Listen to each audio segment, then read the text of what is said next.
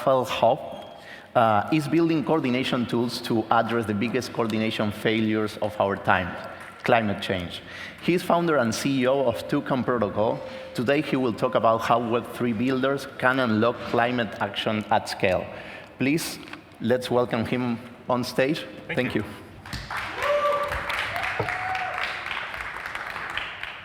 Okay, you said green is forwards, right? Let's see if that works. Hi, my name is Raphaël. I'm one of the co-founders and CEO at Toucan. And I want to tell you in 20 minutes how Web3 builders can solve climate change. Take everything with a grain of salt. 20 minutes is obviously not enough to go into that complex of a topic, but I'll try my best. So starting with one of the most cliché graphs that we've seen, I think, in the last 10 years probably, this shows the global CO2 and greenhouse gas concentration over the last 800,000+ years. And I think personally this is one of the worst bull runs we've ever seen, and that's why Toucan exists. Toucan exists to help us address climate change and in the Web3 manner. So let's look at the problem. The problem obviously is complex, so this is an oversimplified version of the problem. But I think the core problem really is that our economy is based on extraction, right? So we essentially take low entropic fossil fuels and hydrocarbons. We take them out of the soil, turn them into energy, and that energy fuels our economic engine, right? Some scientists have used the image of the economy as a heat machine, and I really think that's a good image because what we do is we turn these low entropic hydrocarbons into high entropic greenhouse gases. And they are a problem, as we've seen on the slide before, but also as we can experience with floods happening right now, wildfires and everything. I don't have to tell you, I guess, about the importance of that problem. So for a long time now, there's the talk of transitioning to a sustainable economy. So a sustainable economy, the idea is whatever we take out of the ground, we put back. And the emissions, the greenhouse gases that we emit, we draw them back down. So going back to this slide, we can see that this equilibrium state is not good enough because we actually have to bring this curve down, right? So sustainable is actually not good enough anymore. We need to move to a regenerative economy. So the regenerative economy is, the idea is fairly simple, is while the economic machine turns, we draw carbon out of the atmosphere and we put it back. So we regenerate the earth, the soils, and we put hydrocarbons back underground. So that's the small challenge that we have ahead of us. So big question, obviously, how do we transition from this extractive model to the regenerative model? And that's obviously there's no simple answer to this, but it's going to take money. Unfortunately, this is going to cost trillions of dollars, and we need to move these trillions of dollars generally from what is the global north to the global south, because in the global south is where we have the biggest mitigation potential. And we have to actively scale carbon removal technologies because carbon removal is nowhere near where it needs to be in order to draw down gigatons of carbon today. So the problem is that in order to move trillions of dollars to the global south, we need a functioning financial system, which we currently don't have. Anybody here tried to send fiat money to Brazil, for instance? It's a pain. And if you imagine sending that money to a reforestation project somewhere in the Amazon rainforest, it's beyond pain, right? And the next problem is we actually have very poor data on what makes a good forestry project, for instance, and it's hard to measure, and the baselines are off. So we essentially need to solve a lot of different problems at the same time, and the current financial system is not delivering this. And really, governments are meeting every year. The COP is happening now in Egypt in a couple of months, and they struggle to find solutions because this is a really, really hard problem. And I personally believe that Web3 is part of the solution, right? Why? So Web3, because it's open, it means that there's very few barriers to entry. People can innovate. I mean, there's no space that is more vibrant and moving more quickly, I think, personally, than the crypto space. And that really gives me hope. If we can channel that creative energy and this like, builder energy towards solving one of the biggest problems that we have, which is climate change, I personally believe, we're running out of time, so let's get building, right? So the other one is it's fully transparent. So in that value chain, from how do we move money from, let's say here to a project in Brazil, like there's a lot of, intermediaries, and it becomes quite opaque, and there's corruption, and so we need a system that can counter that, so that we have effective climate action. And composability, again, I think supports this first point. Like composable by nature means that we can iterate more quickly. People can build building blocks, and other people can build on top of it. So there's a big problem, I think, that today crypto is still mostly based on extraction. And that may not be a super popular thing to say here on that stage, but I think that in many instances, proof of work, that's how it started, it's not great for the environment, but also in many ways, like a lot of DeFi protocols, I would say copy existing systems and put them onto a blockchain. And I don't think we are yet at that point where we have built a system that is really 10x better than the existing system. And that might, you might disagree with that, but I think you cannot disagree with the fact that crypto still has this dirty look of an industry. So I've been in Web3 and climate for the last 4 years, and I'm still answering one question more than any other question, and it's, how can you be both an environmentalist and work in Web3? It's not possible because Web3 kills the environment, right? So I don't agree with that statement, right? But it's still a big, big blocker for other people and for, I would say, the general mass to enter in the crypto space. So I think that if we can use Web3 to solve this huge problem, this huge challenge that the existing system fails to address, I think we can actually also unlock the next 1 billion users to crypto. So how do we transition from what we know as DeFi, just to name one subspace of Web3, to ReFi? So ReFi standing for regenerative finance. I think the answer it needs to be building blocks, of course. So I want to talk to you about a new building block, tokenized carbon credits, as a new Web3 primitive, and then as a new money Lego for everybody to build on. And so quick walk into the world of carbon. What is a carbon credit actually in the first place? So I personally think the best way to think of a carbon credit is it's a packaged positive externality. So what that means is if you're having a carbon project that either removes or reduces emissions, and you have a third party that verifies that this reduction or removal has actually taken place, after the fact, that project can basically be granted carbon credits. And each carbon credit represents 1 ton of carbon that has been removed or reduced, right?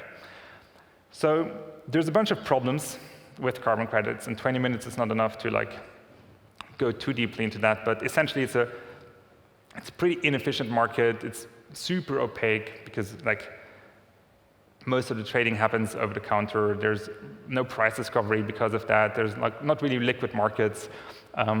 There's corruption, and ultimately, when the buyers of carbon credits, only 50% of that money actually lands with the project. So there's a lot of these problems, and these credits are getting double counted on top of that. So we personally believe that by bringing these positive externalities onto a public blockchain and creating this trail of record that allows for a transparent life cycle of that carbon credit, because carbon credits is just a bunch of data and PDFs and signatures. So it's by nature, if you want, actually a digital asset. It lives today on databases of these carbon standards. And what we say is, there's a bunch of different carbon standards in the world. They all use different databases. They're not composable, not interoperable. So why not put them onto a public blockchain and allow for these credits to talk to each other and create a more efficient market? So that's what Toucan does. At least one of the things that Toucan does. So we have bridged over 22 million credits since we launched in October of last year. And essentially, we take a credit from the real world, there's a process, we tokenize it, it comes out as an ERC20 token on the other side. But it comes out as an ERC20 token that has all the unique attributes of the carbon credit that it mirrors. So, it still represents a reforestation project from Peru from the year 2020, because, these data points are important. It's a bit like NFTs, I would say, where it actually matters which attributes your NFT has, because the attributes of the NFT will define the value of the NFT. It's very similar with carbon credits. So what we do in the next step, once we have them on our meta registry in Toucan, we have so-called carbon pools. And anyone can launch a carbon pool. And a carbon pool basically is a set of rules that define carbon credits that can be put together in the same pool. So if you know NFTX, it's very similar, where you create kind of commoditized versions of carbon credits that share similar attributes. So the logo that you see here on the right is the Nature Carbon Ton, and as the name suggests, it's a carbon credit reference token, so that's how we call these pool tokens, that only allows for nature-based carbon credits. So if you have a nature-based carbon credit, you can deposit it into the pool, and you can mint a carbon reference token, an NCT, right? And now this NCT is, traded on DEXs, and it has a market price that is visible at all times. You can always buy and you can always sell. Very trivial things, but it's actually not that trivial in the carbon market. Okay, the end of the life cycle of a carbon credit, and then I'm done with this slide, is the retirement. And essentially, in crypto speak, the retirement is you just burn the token. So when you burn the token, you can now claim the underlying positive externality for yourself. And when you might have come here by plane. So if you took the plane here, you know that there's a carbon footprint associated with that, and you might choose to go and buy some of these carbon credits, burn them, and then claim that you have now a carbon neutral flight. So this offsetting use case is really the most prominent use case of carbon credits to date. I personally don't think it's the most fascinating and interesting one. I think there's so much more that we can do with positive externalities, and we need to find new use cases than just, hey, I'm doing something bad, and I'm matching it with something good, and now I can call myself neutral, because neutral is not good enough anymore, right? So that's the basis on which we build Toucan, is we need to essentially go beyond that offsetting use case. And what we do with Toucan, for instance, whenever we take a fee in our system, 50% of that fee we actually use to burn carbon credits. So Toucan is a planet-positive protocol, so the more traffic there is on Toucan, the better for the planet, right? And I'm standing here because I believe that there's a lot of projects in Web3 who could do the same thing, or who could create new use cases with these packaged positive externalities that drive finance to projects that need it, and so that we can accelerate the development of new climate projects. So that's all a bit abstract, I guess. And so I want to get a bit more specific and talk about the different use cases for tokenized carbon credits. And you can see a couple here. I go through them one by one. So one of the most, I think, fascinating use cases of tokenized carbon is carbon as a collateral. And the idea is if you can back your stablecoins or your other cryptocurrencies with carbon. And there's, Celo has pledged that 40% of their reserve that backs their stablecoins will be allocated to natural capital currencies, of which carbon credits is the most known one, the biggest group. MakerDAO is embarked on this journey towards clean money. And so it's really fascinating because it means that we can really trigger something like a gold rush. If we start backing money with the things that we actually care as a society, I think it's one of the most fascinating concepts. The next one is borrowing and lending, right? So why does that matter? On the supply side, if you're a carbon project to date, what you do is, you might plant a bunch of trees and then they grow, and every year you can kind of harvest your carbon credits. Let's say you've harvested 100,000 carbon credits in the year of 2021. What you do now, typically in the market, is you find a broker to buy them off you. And generally, you're not getting the best conditions from that broker. And now, what you can actually do, you can bring them on chain, and you can use them as collateral to get a loan. And with that loan, you can now finance your activities for 2022. So it allows projects to go long on carbon, right? And historically, going long on carbon was not that bad of an idea, which is also why, on the demand side, a lot of companies have made pledges to become carbon neutral by the year 20X. And everybody knows that there's an increased demand for these carbon credits, and there's actually a supply shortage. And so a lot of companies and funds are buying up carbon credits and are hedging. So the problem is carbon credits today are not really like a productive asset. So by bringing them on chain and by using it, in borrowing and lending, you can actually now earn yield on your carbon. Something quite trivial but really powerful. Another thing is, just as an example, Spirals is a protocol that is on Celo. We're live on Polygon and on Celo right now, but moving into the multiverse. And Spirals uses yields, so yields from staking rewards to buy carbon credits, right? And I think that's just one example of, there's so many different protocols in Web3 that uses or generates yield in some form, and redirecting a portion of that yield towards buying up carbon credits, I think is a really fascinating thing. Another one is the Metaverse, right? So I really like this use case. So we're planting trees in the Metaverse, and these trees make sure that they sequester carbon in the real world. I've tried to explain that to my grandmother last Christmas. It didn't really work.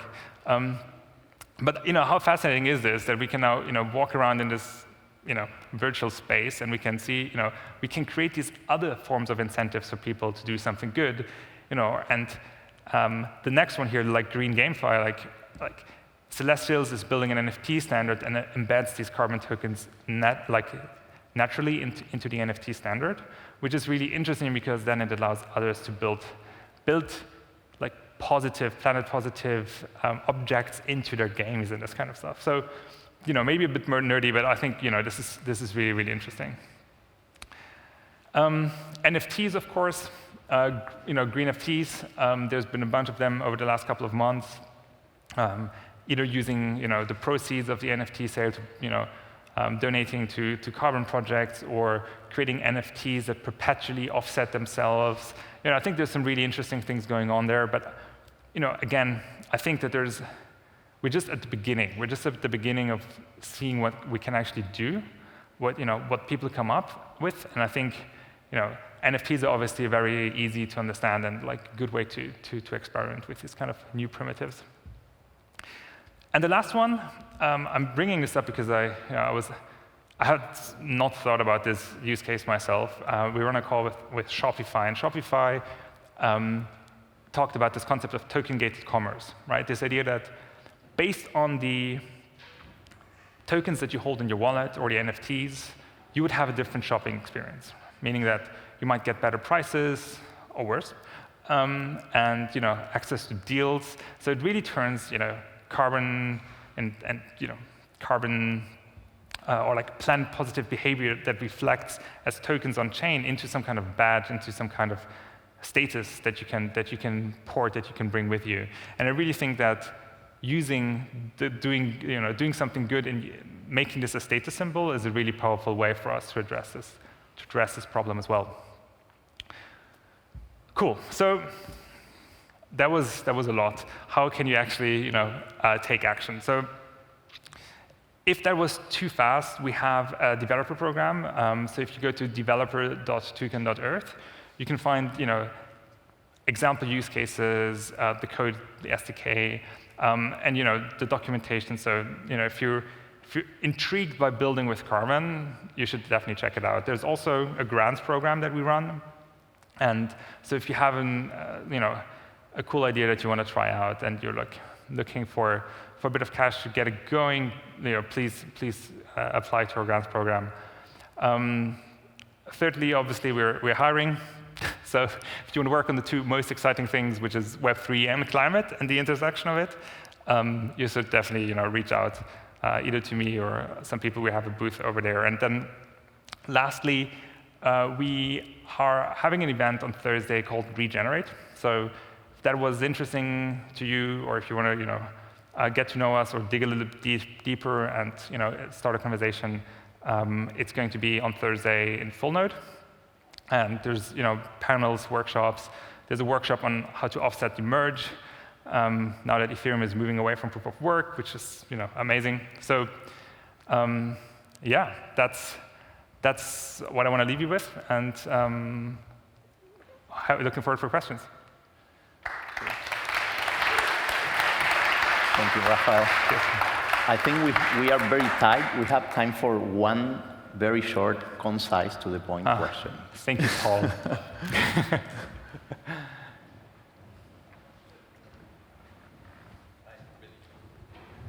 Hi. Hey. Oh, I'm on. Great talk. I'm totally sold. One question that you probably get a lot. How do you guys vet the carbon credit programs that you choose to integrate with? Yeah, it's a really, really good question. So Token is infrastructure. So right now, we actually only integrate with one carbon standard, which is Vera. Vera is the biggest carbon standard. They have like 75% of market share.